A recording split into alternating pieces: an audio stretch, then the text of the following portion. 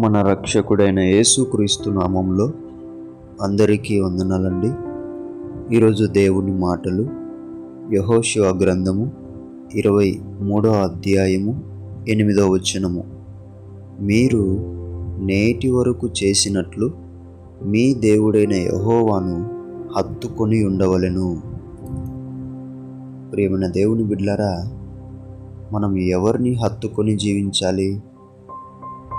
నీ కోసం, నా కోసం సిలువలో ప్రాణం పెట్టిన ఆ యేసును మనం హత్తుకొని జీవించాలి. ఎందుకో తెలుసా?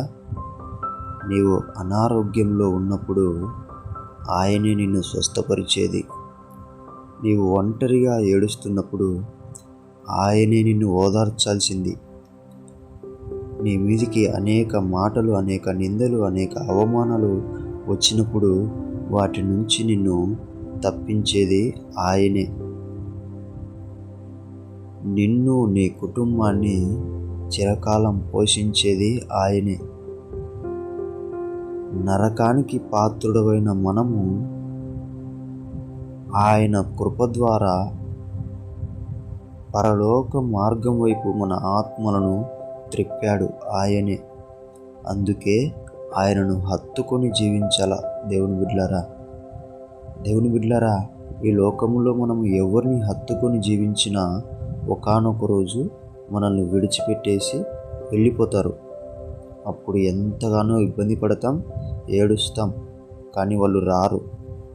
కానీ నీవు నమ్మిన యేసును గనక నీవు హత్తుకొని జీవిస్తే చిరకాలం నీతో ఉంటాడు. ఎల్లప్పుడూ నీతో ఉంటాడు.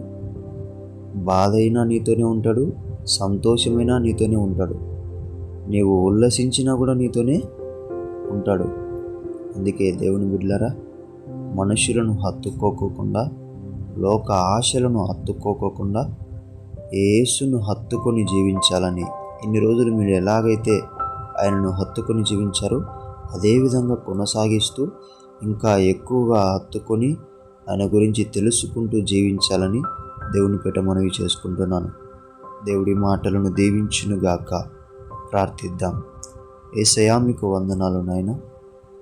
మేమందరము కూడా ప్రభువా, మా కోసం నీ ప్రాణాలు అర్పించావయ్యా.